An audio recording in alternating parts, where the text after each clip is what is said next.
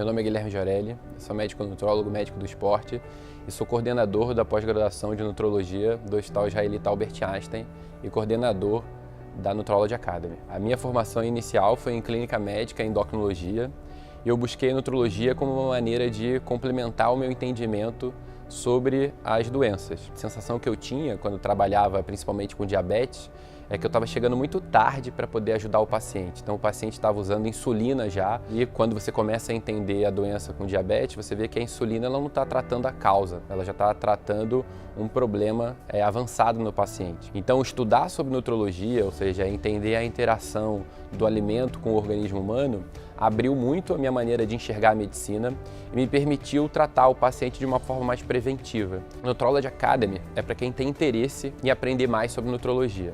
Não é necessário ser médico nutrólogo e nem querer virar médico nutrólogo. Então a gente tem vários formatos de curso, a gente tem cursos livres e gratuitos e a gente busca chamar, tanto para os cursos quanto para as lives, médicos que não só sejam muito estudiosos e tenham um grande currículo, mas que principalmente que pratiquem. O que a gente quer é que as pessoas entendam a nutrologia, entendam a obesidade, entendam o que é a suplementação e que ao entender isso, elas possam aplicar no seu dia a dia de uma forma mais ajustada para o seu paciente. O objetivo aqui é que a gente tenha interação e através da interação vão surgindo as dúvidas e o que a gente busca aqui é transformar as dúvidas em conhecimento prático para o dia a dia.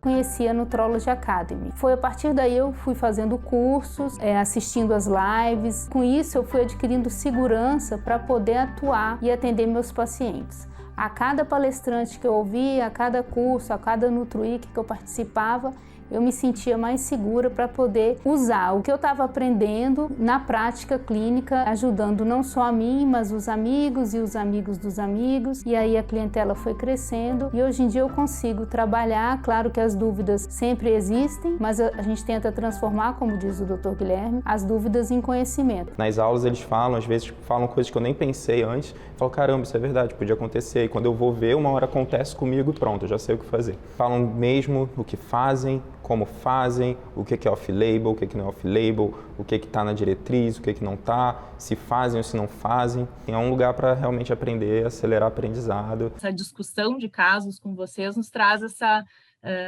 esse fortalecimento de prescrever e fazer o uso das medicações de forma adequada. E eu acho que assim, logo no começo eu já consegui tirar muitas dúvidas, tendo as lives. Então, foi muito importante, assim, esse apoio que realmente é um diferencial, assim. A gente realmente mandar pergunta, realmente ter uma resposta, ter uma interação, discutir caso clínico. Então, foi muito proveitoso, assim, foi muito importante para dar essa segurança. Então, é bom que tem umas aulas, né, partidas num raciocínio, mas tempos reduzidos, então você consegue...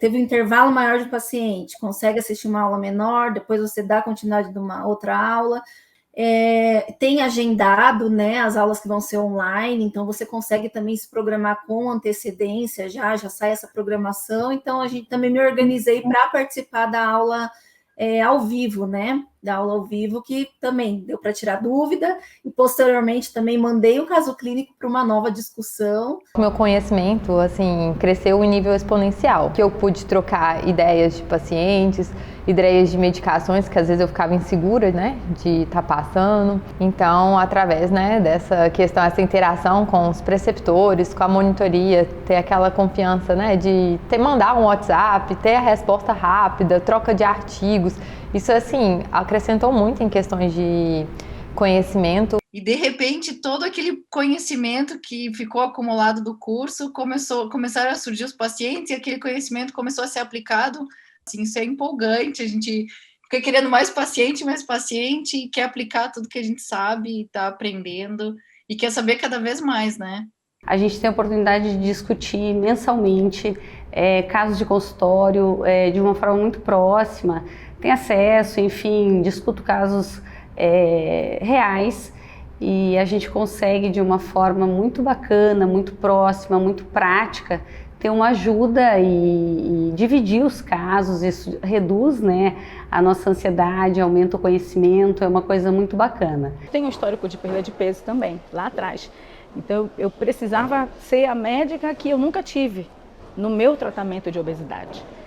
E a partir dali eu reencontrei o Dr. Giorelli nas redes sociais, através das lives das terças-feiras, lá eu acho que em 2020, na pandemia, e reencontrei o meu professor, Dr. Paulo, né? E ali reacendeu uma chama de realmente viver daquilo, e eu realmente fui fazendo os cursos todos, e aquilo ali me deu amparo na hora que eu mais precisei. Consegui ter umas condutas mais assertivas, né? Os tratamentos mais individualizados, tudo que eu precisava achar. Um direcionamento profissional eu achei lá no Nutrology Academy. Vocês trazem a parte prática de uma forma muito leve, muito agradável. Isso fez com que me encorajasse a usar os medicamentos, principalmente, né? Eu, como cirurgião, assim, tem que virar a chavinha na cabeça muitas vezes, não é fácil, né? Encoraja isso, encoraja a gente a estudar, encoraja a gente a praticar um pouco mais. Aqui é uma grande família. Então você se sente muito à vontade, né? Não tem aquela pressão de alguém querer ser melhor do que o outro. Pelo contrário, aqui as pessoas são todos humildes, todo mundo aprende com todo mundo. E você tem a segurança dos professores, né? Que praticamente seguram a sua mão e te incentivam a ser melhor, questionar. Impedância, o passo a passo, como é que você interpreta, vocês me melhoraram muito a interpretação, que não é só saber os números, assim, individualizar aquela bioimpedância para cada paciente, qual é a proposta e meta para cada paciente. Acho que isso, assim, melhorou muito na minha cabeça. Vocês conseguem passar uma segurança muito grande para a gente, pela forma como vocês transmitem o conteúdo, sempre muito embasado, né? Nossa, vale a pena demais, realmente, participar desses encontros, tirar essas dúvidas, é uma coisa muito, muito, muito proveitosa. Eu tenho utilizado bastante as coisas que eu aprendo no meu consultório. Mas de vivência, uma troca mais ampla. Medos, de receios, de vida mesmo pessoal, é uma troca muito rica, e o contato com os professores e o contato próximo, isso que eu acho que faz todo o diferencial. Eu saio daqui com outra cabeça, com outros pensamentos, com outra ideia e principalmente com uma rede de apoio. O curso é rápido, fácil de assistir, é gostoso de assistir. Você sente vontade de estar com vocês, encantada. Todo mundo deveria poder fazer isso, porque você é um ortopedista e você consegue tratar a sua paciente, você consegue ajudá-la a perder peso. Você é um endócrino, você é um clínico, né? Um clínico geral, não importa. E eu vi o curso como uma opção muito boa para eu conseguir focar no meu consultório, conseguir focar nos meus projetos pessoais, porque o plantão ele destrói, né? Então assim, eu quero a minha qualidade de vida e eu quero levar isso para os meus pacientes.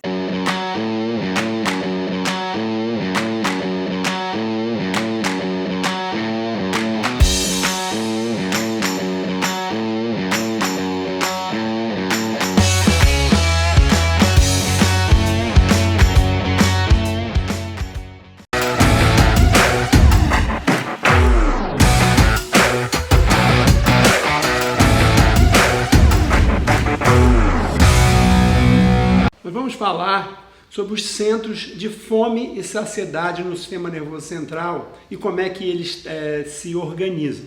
Para a gente ter uma ideia melhor, coloquei aqui um diagrama em que mostra o sistema nervoso central. Então, de baixo para cima, inicialmente, chegam no nosso sistema nervoso central, propriamente mais no bulbo cerebral, no núcleo do trato solitário, vários estímulos. Aqui chegam os estímulos do nervo vago, que fazem a gente comer menos. Aqui chega o estímulo da colicistoquinina, da oxintomodulina, que também são estímulos anorexígenos. Depois a gente parte aqui para essa região que é o hipotálamo e que também de baixo para cima a gente primeiro tem diferenciado aqui o núcleo arqueado. No núcleo arqueado existem então os chamados neurônios de primeira ordem. São grupos de neurônios diferenciados e que nós temos dois grupamentos, que são os dois grupamentos anorexígenos e os dois grupamentos orexígenos. Já mais para cima, no sistema nervoso central, nós temos já a ação dos neurônios de segunda ordem. E aí, então, aqui os núcleos laterais do hipotálamo, onde chegam os estímulos vindos do núcleo arqueado para fazer a gente comer menos, inibir a fome. Aqui os núcleos ventromediais, que aumentam a saciedade e a saciação. E a gente não pode esquecer que, além desses centros, que são chamados os centros energéticos de fome e saciedade, ou seja, aqueles centros que fazem a gente buscar alimento quando o nosso estoque de energia está caindo. Mas a gente não pode esquecer que existem também estímulos advindos aqui do córtex pré-frontal, por exemplo, do sistema límbico, do núcleos accumbens, que nos fazem buscar o alimento para, através do prazer de comer aqueles alimentos, equilibrar o nosso sistema nervoso central. Então, nós temos os chamados núcleos da fome e saciedade energéticos, que são aqueles regulados pelo estoque de energia do nosso organismo, e os núcleos chamados hedônicos da fome e saciedade, que são aqueles que nos fazem buscar o alimento, ingerir alimento, para, através do prazer de estar se alimentando, equilibrar o sistema nervoso central. Aqui, inicialmente, a gente recebe no sistema nervoso central estímulos, então, que vêm dos órgãos do sentido, estímulos que vêm da parte dos hormônios, nutrientes e das aferências vagais.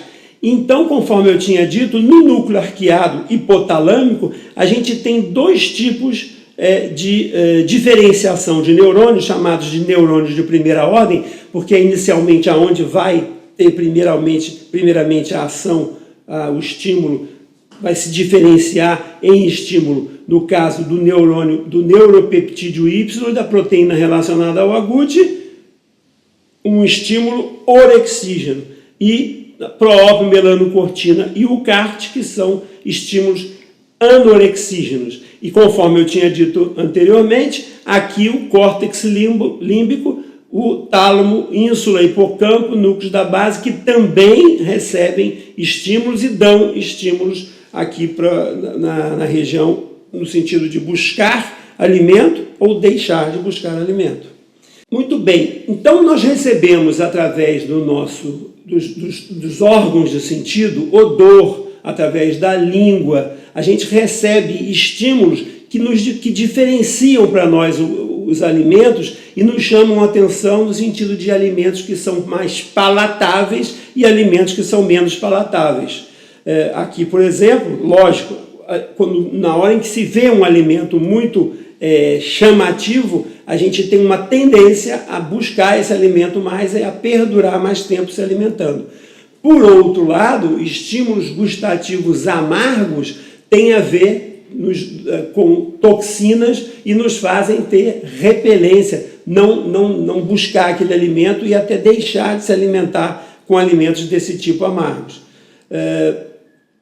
Alimentos que têm o sabor doce, evidentemente, nos informam que tem uma grande quantidade de caloria e, portanto, o nosso organismo foi feito para buscar essas calorias e aí a gente tem uma tendência a ficar mais tempo se alimentando.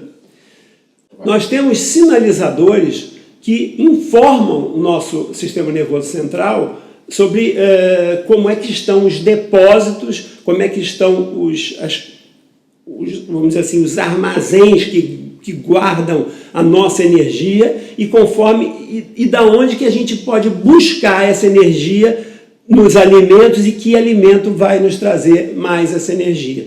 Então nós temos sinalizadores intestinais, como por exemplo grelina, que é um potentíssimo orexígeno, ou seja, dá fome, a colecistoquinina, anorexígeno, o GIP-anorexígeno, PYY-anorexígeno, o GLP-1, anorexígeno, oxintomodulina, anorexígeno. Existem também os sinalizadores do tecido adiposo, ou seja, na medida em que o adipócito aumenta de tamanho, ele passa a fabricar maior quantidade de leptina. A leptina é um potentíssimo sinalizador ao sistema nervoso central da quantidade de reserva energética. Quanto maior está o adipócito, maior a quantidade de triglicerídeos dentro desse adipócito, portanto, maior quantidade de leptina que vai no sistema nervoso central estimular os núcleos de primeira ordem anorexígenos e fazer com que a gente coma menos, porque os nossos depósitos estão cheios. Existem também sinalizadores hormonais, como, por exemplo, a insulina. A insulina, ela caminha paralelamente à leptina. Conforme a gente recebe alimento, a leptina aumenta e a insulina aumenta junto com ela. A leptina e a insulina vão lá no sistema nervoso central estimular os núcleos anorexígenos, fazendo com que a gente coma menos. Então aqui a gente pode ver nesse cronograma, nesse panorama, os estímulos advindos dos nutrientes, de leptina, adiponectina, ou seja, produtos fabricados pelo tecido adiposo, aqui os principais hormônios fabricados nos órgãos endócrinos, aqui fabricação dos principais neurotransmissores gastrointestinais e estímulos também chegando do sistema gustatório. A primeira sobre a qual nós vamos falar é a leptina. A leptina foi descoberta em 1994, foi a primeira vez em que se conseguiu comprovar uma origem genética, uma causa genética de obesidade, em que foi descoberto que ratinhos que tinham ausência leptínica, que são os ratinhos chamados OB, esses ratinhos são obesos por uma deficiência, por uma falha genética. E no caso desses ratinhos, basta se dar leptina recombinante que o problema da obesidade desaparece. E na ocasião, em 1994, se achou que nos seres humanos provavelmente seria semelhante também. Os seres humanos, a causa da obesidade seria em grande parte causada por ausência de leptina, mas quando se foi verificar, se descobriu que é justo o contrário. A esmagadora maioria dos seres humanos que cursam com excesso de peso e obesidade, eles têm um aumento de leptina. Então, conforme eu falei, nos ratinhos OB, eles ficam gordos por ausência de leptina e na presença de leptina eles emagrecem. Existem formas raras de obesidade em seres humanos que são causadas por ausência de leptina. Uma delas é a síndrome de Prader-Willi, em que a gente observa logo que a criancinha, desde uma tenra idade, apresenta sintomas e sinais típicos de obesidade e a gente comprova a ausência de leptina e, nesse caso, quando a gente trata com leptina recombinante, o problema desaparece. Mas, conforme eu já falei, isso é muito, muito raro. Então, quais são os sinais adipocíticos que chegam a nós, que nos induzem, em termos de sistema nervoso central, a fazer certo estímulo? Quando a insulina sobe e a leptina sobe, a insulina fabricada pelo pâncreas e a leptina fabricada pelo tecido adiposo, isso é um estímulo no sentido de aumentar, estimular a rede catabólica, ou seja, induz menos fome e induz aumento de oxidação de gordura. Quando você tem uma diminuição de insulina, uma diminuição de leptina fabricada lá no tecido adiposo, você tem uma diminuição da rede catabólica, ou seja, um estímulo para o indivíduo comer mais. Esses estímulos, na verdade, a gente separou e separa de uma forma mais didática em dois núcleos, que são os núcleos orexígenos e os dois núcleos anorexígenos, mas os estímulos partem daqui, mas entre esses dois núcleos também existem neurotransmissores que agem na medida em que você estimula um núcleo, por exemplo, orexígeno. Você tem, através aqui no exemplo do GABA, você tem uma inibição dos dois centros da pró-melanocortina e do CART, que são os estímulos anorexígenos. E, ao contrário, ocorre a mesma coisa. Quando você tem um estímulo na região anorexígena, a pró-melanocortina e o CART, através de um estímulo, de um neurotransmissor inibitório, você inibe um pouco a ação dos núcleos orexígenos. Dentro do sistema nervoso central, então, nós temos um equilíbrio e um comportamento perfeito sob o ponto de vista de fisiologia. Ninguém seria gordo se a fisiologia do organismo funcionasse perfeito, ou seja, na medida em que o tecido adiposo aumenta de tamanho, aumenta a produção de leptina, essa leptina vai lá no hipotálamo e estimular os centros anorexígenos, induzindo diminuição de ingesta alimentar e aumento de oxidação periférica de gordura, e de uma maneira contrária, na medida em que o tecido adiposo diminui de tamanho porque está tendo menos reserva energética, tem menos produção de leptina, porque quem produz a leptina é o adipócito. Essa leptina diminuída vai acabar no sistema nervoso central, no hipotálamo, estimulando os núcleos orexígenos, é o neuropeptídeo Y, é a proteína relacionada ao AGUT, induzindo maior busca de alimento, maior ingesta e aumento e guarda de energia, que é o que interessa ao organismo. Mas por que a maioria das pessoas obesas isso não ocorre? Porque nós sabemos que no hipotálamo dos obesos quando a gente ingesta, a gente começa a se alimentar de ácidos graxos de cadeia muito longa, com mais do que 14 carbonos na cadeia desses ácidos graxos, a glia do hipotálamo, aquela tecido que fica entre um neurônio e o outro, mais propriamente uma região do hipotálamo, dentro da glia, que se chama Toll-like receptor 4, essas células, elas interpretam, elas acham que esses ácidos graxos de cadeia longa são bactérias e começam então a fagocitar esses ácidos graxos de cadeia longa que entraram no nosso organismo por causa do excesso de ingesta alimentar.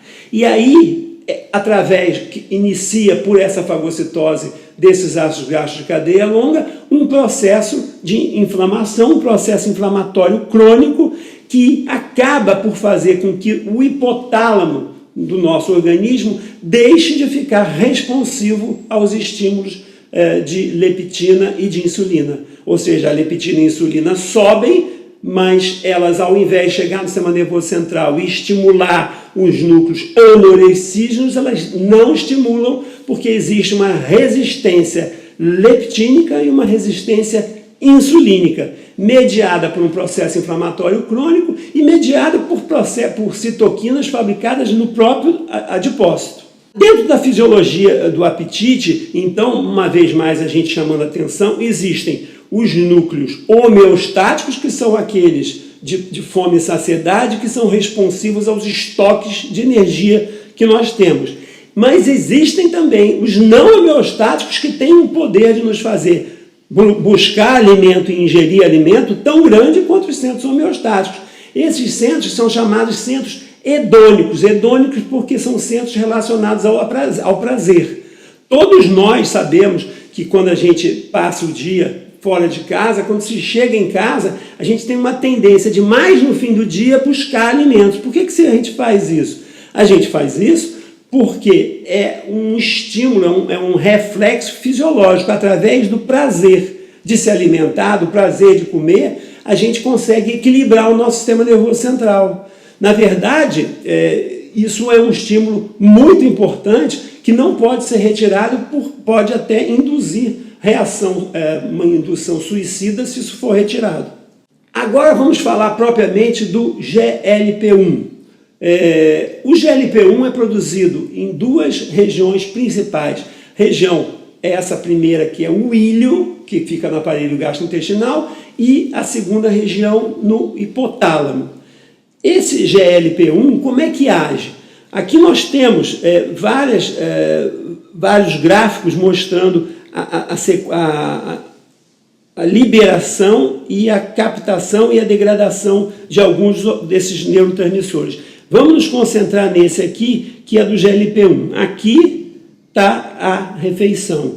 Então, quando a gente começa a comer, o alimento chega no estômago, do estômago sai o bolo alimentar, e quando chega no ilho, começa então a liberação desse GLP-1. Esse GLP-1 dura um tempo curto normalmente no nosso organismo e ele é rapidamente degradado pela dipeptilpeptidase 4, que é a DPP4, e ele começa então a cair. Nós sabemos que o GLP-1 ele induz saciedade, ele induz menor busca de alimentos, nos faz parar de comer. Então, quando se está estudando, quando se começou a idealizar uma das terapias da obesidade, o que se pensou foi alguma maneira que tivesse de fazer com que esse GLP-1, ao invés de ser degradado rapidamente e deixar de fazer sua ação, ele durasse mais tempo no nosso organismo, perdurando sua ação por maior tempo. E isso foi conseguido através do GLP-1 farmacológico, que no caso, só para exemplificar, é o liraglutide, ele consegue fazer com que o GLP-1, ao invés de ser degradado rapidamente, ele dure 24 horas mais no nosso organismo, perdurando esse efeito de saciação e de saciedade. Então, nós temos ações do GLP-1, que é a principal induzir saciação, induzir saciedade. Mas existe também uma ação periférica desse GLP-1 que ele retarda o esvaziamento gástrico. E no que retarda o esvaziamento gástrico também acaba por nos fazer deixar de nos alimentar ou deixar de buscar o alimento. Então, voltando aqui ao sistema nervoso central, mais propriamente ao hipotálamo, no núcleo arqueado, a gente tem os dois grupos de neurônios orexígenos, neurônios chamados de primeira ordem, e dois grupos orexígenos e os dois grupos de neurônios de primeira ordem anorexígenos. Um estímulo no neurônio, na região, nessa concentração desse centro orexígeno, nos vai fazer aumentar a ingesta alimentar e reduzir o gasto calórico. Ao passo que um estímulo aqui nessa região dos núcleos anorexígenos vai induzir com que haja uma diminuição da busca do alimento e aumento do gasto calórico. E nós temos mais objetivamente, olhando mais de perto, o núcleo arqueado.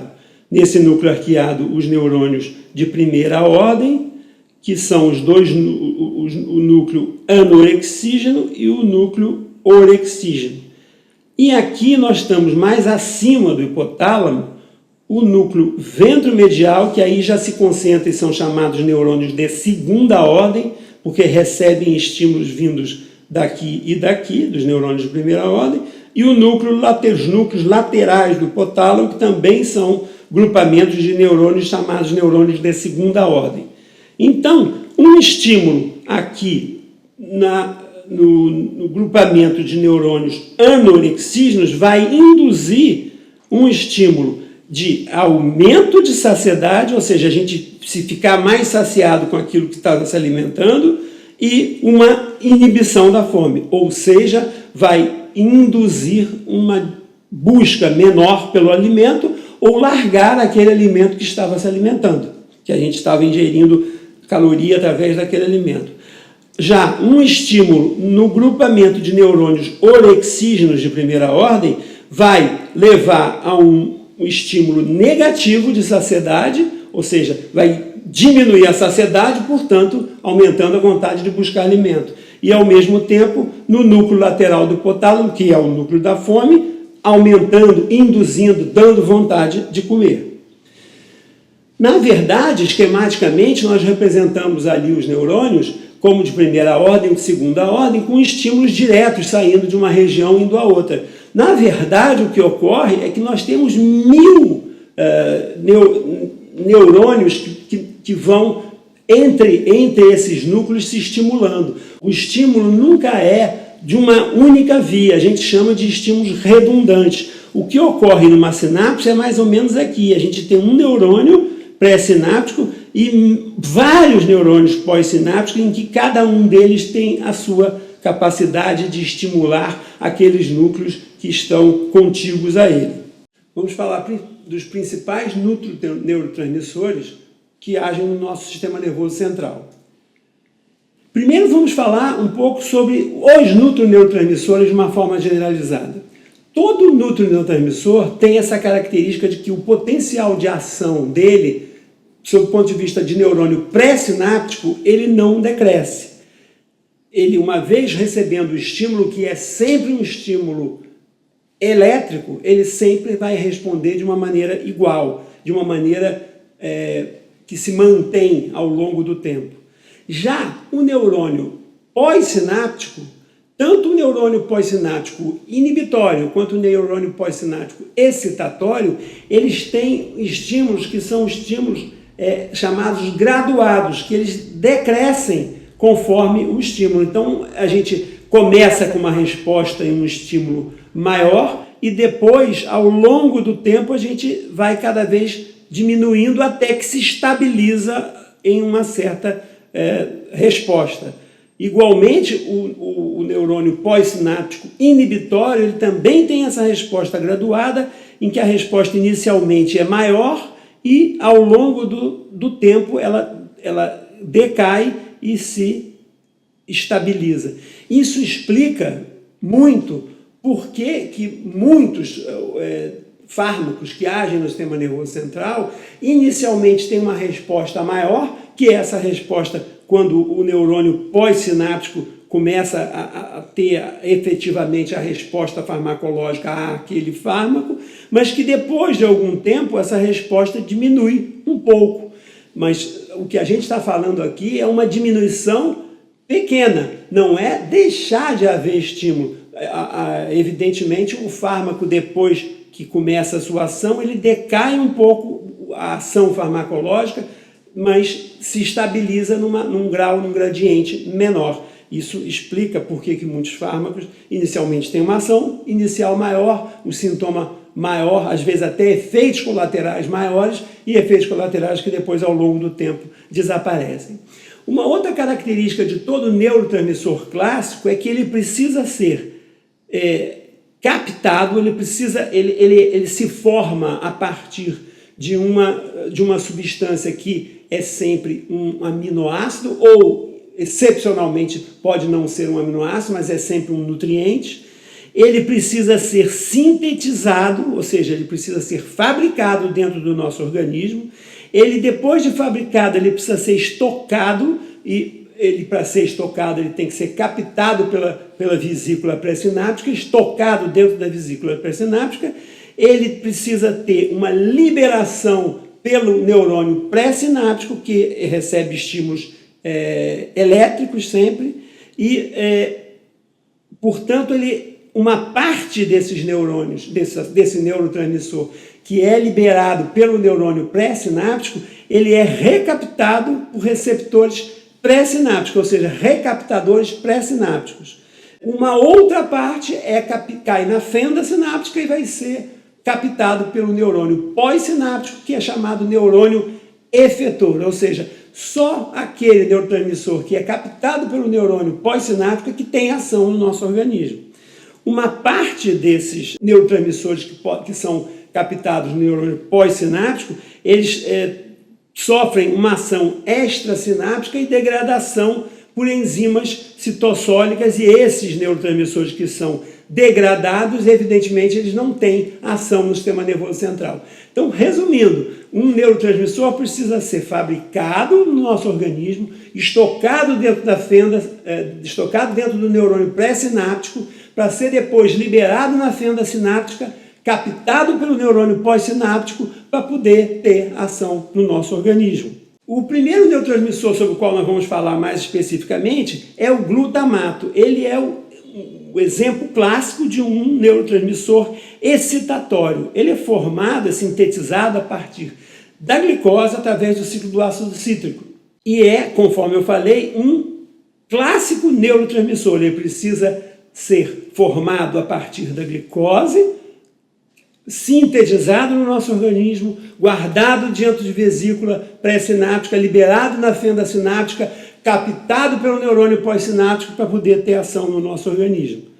Outro neurotransmissor sobre o qual a gente quer falar aqui é o ácido gama-aminobutírico, que é um exemplo clássico de um neurotransmissor inibitório. É ele, inclusive, que fica, conforme eu mostrei anteriormente, fazendo sua ação inibitória, por exemplo, nos núcleos de primeira ordem, neurônios de primeira ordem, orexígenos, partindo dali diretamente inibindo os núcleos anorexígenos. Ou vice-versa, os núcleos anorexígenos, quando excitados, quando estimulados, têm uma ação via GABA, via ácido gama-aminobutírico, inibindo os núcleos orexígenos. O ácido gama-aminobutírico tem, então, uma importante ação inibitória, agindo dentro de uma forma recrudante, uma forma dentro do sistema nervoso central, por intersinapses, inibindo de um neurônio para outro neurônio.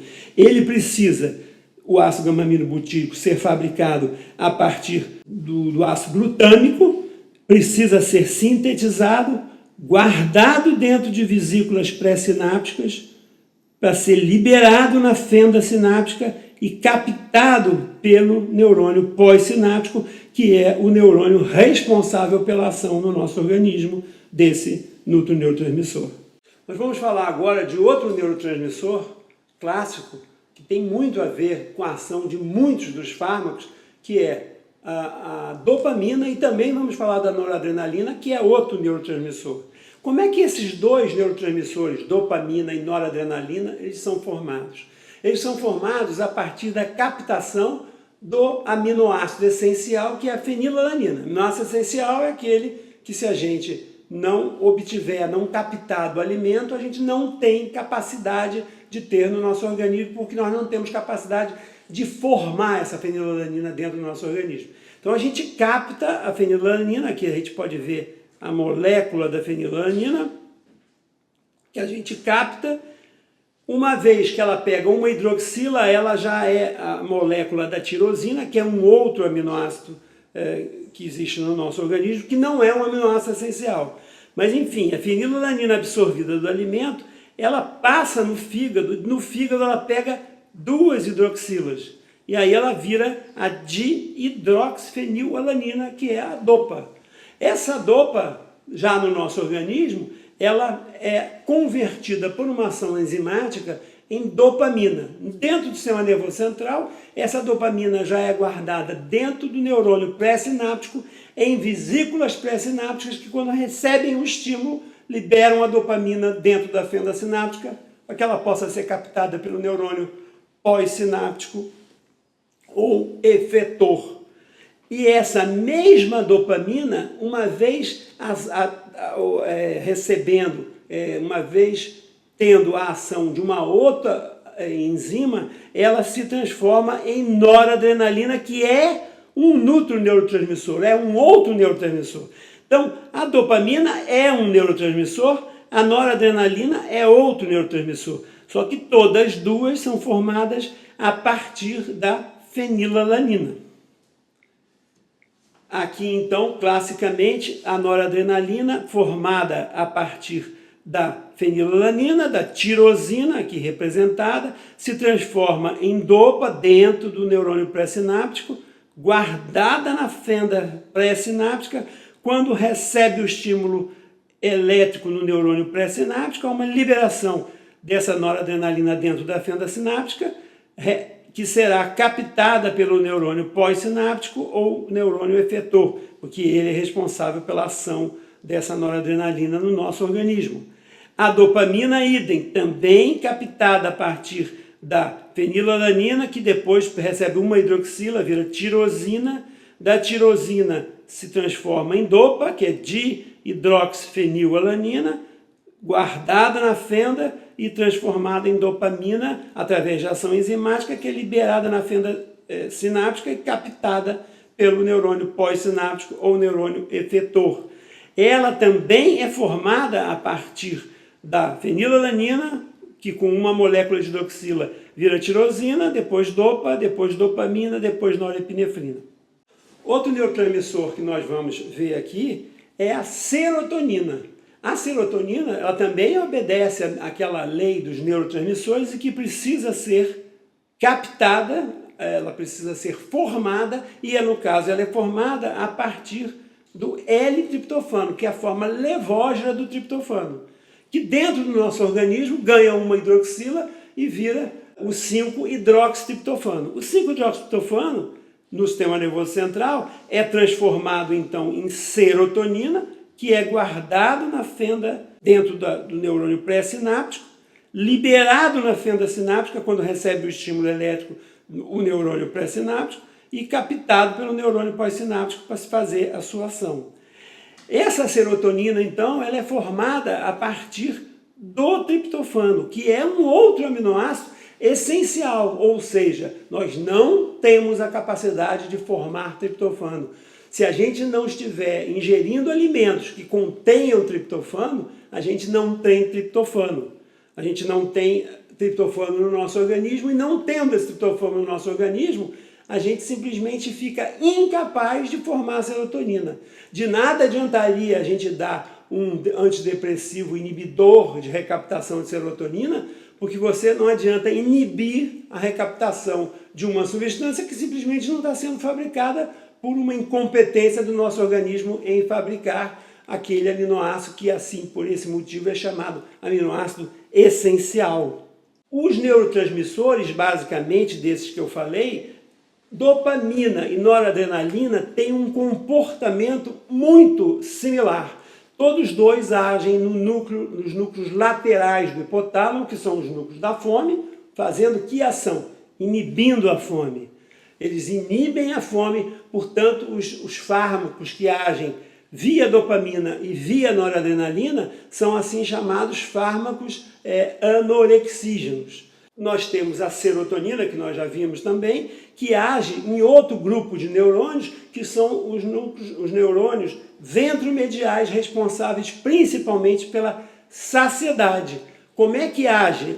Ao invés de inibir, como anteriormente os anorexígenos fazem, inibindo a fome, eles agem estimulando esse núcleo ventromedial, aumentando a saciedade. Um outro grupo de neurotransmissores sobre os quais nós vamos falar, eles têm um comportamento muito diferente dos outros neurônios. Esses neurotransmissores, eles não são estocados em vesículas pré-sinápticas para serem liberados na fenda. Na verdade, nós não temos esses neurotransmissores circulantes no nosso organismo. Mas o que ocorre? São aqueles que nos fazem buscar o alimento para obter prazer.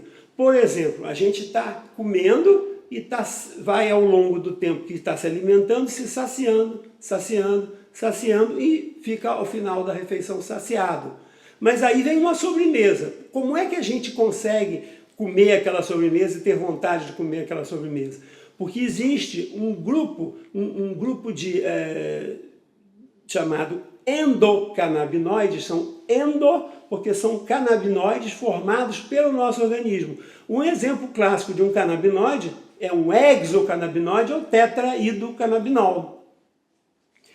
A ação dos endocannabinoides no nosso organismo é muito similar à ação do tetraidocannabinol no nosso organismo. Dá vontade de comer umas coisas diferentes, comer coisas que normalmente a gente não tem aquela vontade de comer.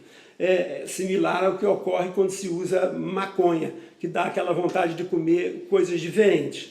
Enfim, então quando a gente necessita, através do prazer de se alimentar, equilibrar o sistema nervoso central, a partir do ácido araquidônico da membrana do neurônio, a gente fabrica esse tal endocannabinoide, que nós temos dois tipos, que é o 2-araquidonoilglicerol e a anandamida. Eles são fabricados no neurônio pós-sináptico, e do neurônio pós-sináptico eles caminham para o neurônio pré-sináptico. E no neurônio pré-sináptico eles vão estimular o receptor CB1 de endocannabinoide, que vai então fazer um estímulo inibitório naquela fome que estava sendo inibida. Então, quando a gente inibe algo que estava inibindo, dá no mesmo de estimular, ou seja, a gente estava satisfeito porque estava com um estímulo inibitório de saciedade, a saciedade estava plena, funcionante. Mas aí vem, através do endocannabinoide, um estímulo para inibir aquilo que estava sendo inibido e através disso a gente consegue comer um alimento que tenha mais apelo gustativo e através desse prazer equilibrar o nosso sistema nervoso central.